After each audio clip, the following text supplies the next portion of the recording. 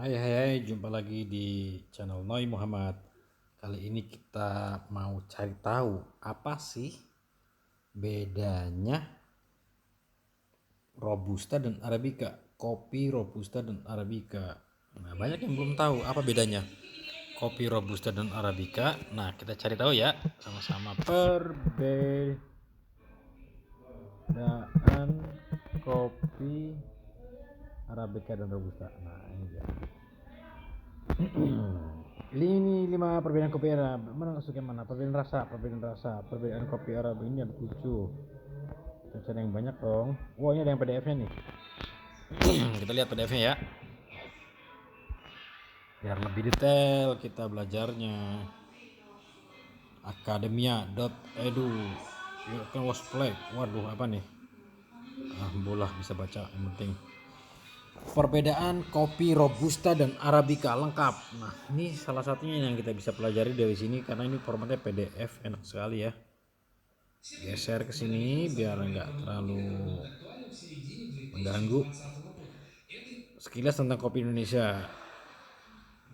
Banyak kopi dari Gayo, Toraja, Java Arabica dan di dunia terdapat 90 spesies kopi Liberica, Excelsa dan masih banyak lagi. Namun jenis kopi Robusta dan Arabica tetap menjadi primadona. Kalau saya tahunya kalau yang Arabica itu dia rasanya lebih asam, kalau Robusta lebih pahit. Itu aja. Robusta lebih tinggi kandungan kafeinnya, sementara Arabica enggak. Robusta biasa dipakai untuk kopi-kopi kayak misalnya kopi Vietnam. Nah, itu pakai Robusta campur susu kental manis. Selainnya itu, ayo kita baca. Sebelum kita milih-milih dalam, kedua kopi tersebut memang lebih populer dan banyak ditanam di Indonesia dibandingkan Excelsa dan Liberica. Jadi Excelsa dan Liberica ini ternyata di luar Robusta dan Arabica ya. Ini ada kalau di Bekasi itu ada di Sumarekon Mall. Ada Excelsa dan ada Liberica. Mungkin sekali-sekali kita coba nih yang Liberica kayak gimana sih, yang Excelsa gimana. Karena kalau yang Robusta dan Arabica udah biasa. Ini kita udah tahu lah, tapi kalau yang Excelsa dan Liberica ini saya kurang tahu. Excelsa itu punya satu grup sama kapal api kalau nggak salah, itu punya orang Indonesia juga.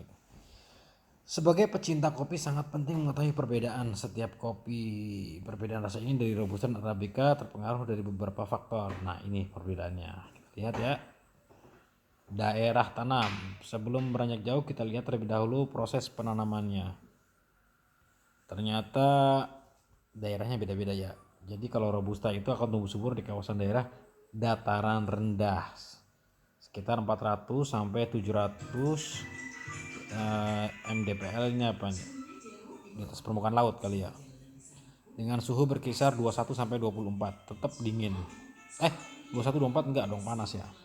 Sementara Arabica akan tumbuh subur di daerah dataran tinggi sekitar 700 sampai 2000 mdpl bersuhu 16 sampai 20. Nah, ini udah agak dingin. Kedua, kekuatan tanam.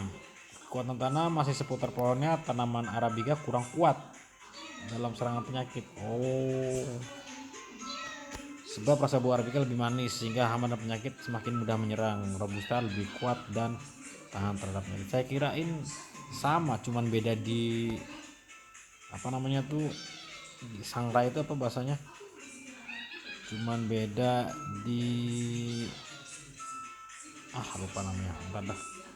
Ternyata beda juga kopinya, jenis kopinya beda ternyata ya. Tahan terhadap serangan karena memiliki klorogenik asid serta kafein lebih banyak. Nah, itu yang tadi saya bilang. Jadi Robusta itu kafeinnya lebih banyak. Sehingga buahnya pun lebih pahit dari Arabica. Terus kedua, ukuran pohon. Ternyata pohonnya beda juga nih, guys. Ukuran tinggi pohon kopi Robusta dan Arabica beda. Tinggi pohon Robusta dapat mencapai 4 sampai 6 meter. Waduh, tinggi sekali ya. Arabica hanya 2 sampai 4 meter, mirip-mirip sama pohon ini ya, teh.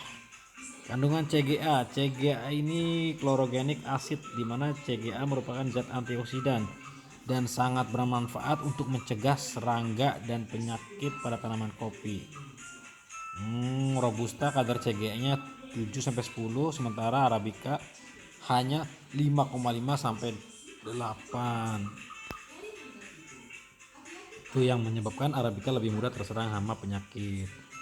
Bentuk bijinya setelah proses ini yang saya bilang sangrai tadi nih.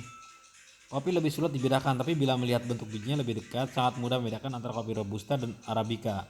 Bentuk biji dari kopi Robusta berukuran lebih kecil dan cenderung bulat. Nah, untuk tahu lebih kecil atau lebih besar kan harus ada pembanding ya guys. Karena kalau tanpa pembanding ya kita mana tahu ini lebih kecil atau lebih besar.